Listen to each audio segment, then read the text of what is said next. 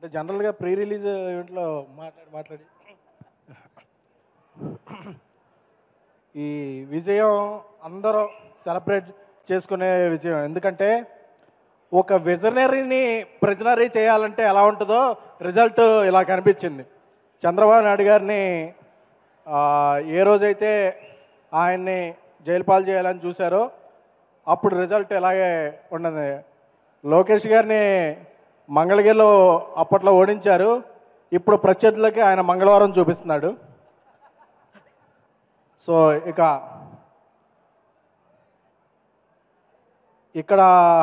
ఒక ప్రాంతీయ పార్టీని అక్కడ జాతీయ పార్టీని కలిపి మా జనసేనాని పడ్డ కష్టం ఎంతో అందరికీ తెలుసు. ఈ సందర్భంగా ఒకటి చెప్పాలి. చెప్పచ్చా? చెప్పండి సార్. అన్నయ్య పెట్టాడు దండం, తమ్ముడు పెట్టాడు పెండం. నమస్కారానికి ప్రతి నమస్కారం అనేది సంస్కారం. ఆ సంస్కారం చేతకాని వాళ్ళకే ప్రజలు ఇస్తారు ఇలాంటి తిరస్కారం.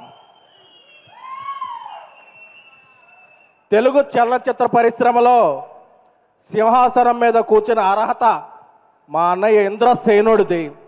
అలాగే రాజకీయాల్లో సింహాసనాన్ని మార్చేసే పవర్ మా జనసేనుడిది. సో విజయం వచ్చింది కానీ విర్రవీగితే పాత తపేళా ఫేసులకి మనకి తేడా ఉండదు. సో అందుకని అందరినీ సోదరులా భావిస్తూ రాష్ట్ర అభివృద్ధికి అందరూ తోడ్పడాలి. అలాగే ఎవరి మీద కోపం వస్తే టికెట్లు రేట్లు తగ్గించేసి సినిమా థియేటర్లో బయట ఎంఆర్ఓల చేత ఆర్ఓలు చేయించే కాకుండా ఇప్పుడు సినీ పరిశ్రమకి మంచి చేయాలనుకునే ప్రభుత్వం వచ్చింది. సో ఇలాంటి ప్రభుత్వం సుస్థిరంగా ఉండాలని, తెలుగు చలన పరిశ్రమకి ఎంతో మేలు చేకూరాలని కోరుకుంటున్నాము. అలాగే విజయం వచ్చిన తర్వాత అందరూ విజయం తరపున మేమున్నాం అని అవుతారు.